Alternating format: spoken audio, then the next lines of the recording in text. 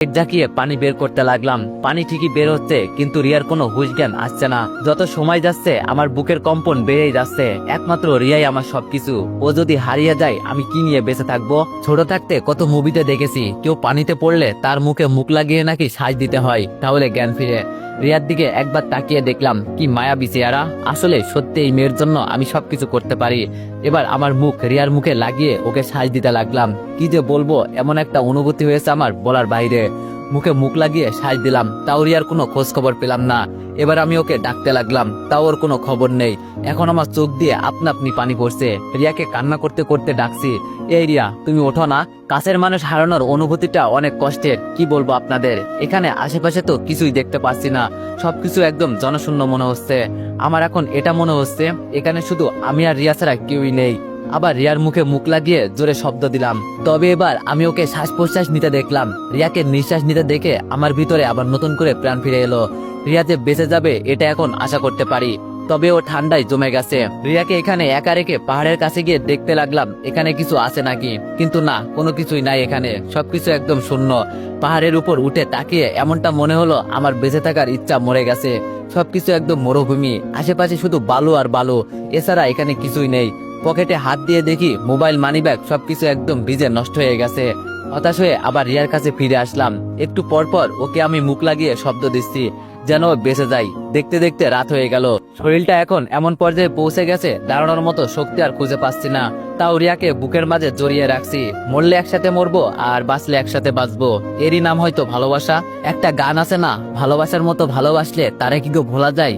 আমি ওকে এই জীবনে ভুলতে পারবো না, বেঁচে থাকি বা মারা যাই।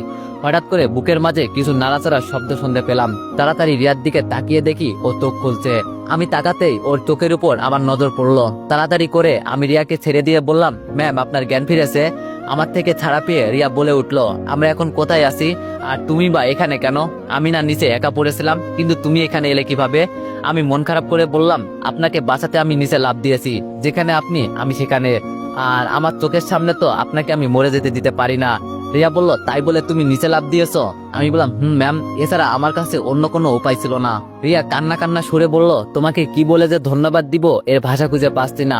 জানো, আমি যখন নিচে পড়ে যাচ্ছিলাম তখন আমার কারো কথা মনে হয় নাই, কিন্তু অবাক করার বিষয় তখন আমার চোখের সামনে দীপুর মুখটা ভেসে উঠলো। আমি এটা বুঝলাম না, এতদিন পর ওকে কেনই বা আমি দেখলাম। আমি জানতাম আমি মারা যাব, ভাবছিলাম বাঁচতে পারবো না, কিন্তু তোমার কারণেই বেঁচে গেলাম। আমি এখন বুঝতে পারছি সেই দিন দীপুকে আমার একা রেখে দেওয়া উচিত হয় নাই। মনে মনে বললাম, কেবল মাত্র তো শুরু। তবে এখান থেকে যদি বেঁচে বাসায় ফিরতে পারি, আমি নিশ্চিত তুমি আমাকে ছাড়া আর কাউকে ভালোবাসতেই পারবা না। রিয়া আমার হুঁশ ভাঙিয়ে বলল, আমরা এখন কোথায় আছি? আমি ভাঙা ভাঙা সুরে বললাম, আর বলিয়েন না ম্যাম, ভেসে ভেসে এমন এক জায়গায় চলে আসছি কোথাও কোনো মানুষ নেই, সব জায়গা একদম জনশূন্য হয়ে আছে। সাঁতার কেটে এখানে আপনাকে নিয়ে আসতে আসতে আমার শরীরে সবটুকু শক্তি কমে গেছে। এখন যে এখান থেকে উঠবো তারও শক্তিটুকু আমার ভিতরে নেই।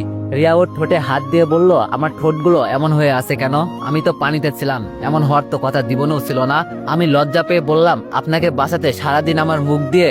রিয়া আমাকে চুপ করিয়ে দিয়ে বলল, তাই বলে তুমি এটা করবে? আমি বললাম, সরি ম্যাম, এছাড়া আপনাকে আমি বাঁচাতে পারতাম না, আর তেমন কোনো উপায় ছিল না আমার কাছে। রিয়া আবার মন খারাপ করে আমার পাশে বসে বলল, তোমার না একটা পরিবার আছে, আমার জন্য তো মরতে বসেছিলে। আমি বললাম, জানেন ম্যাম, কিছু কিছু মানুষের জন্য নিজের জীবনটাও বিলিয়ে দিতে কোনো আফসোস থাকে না।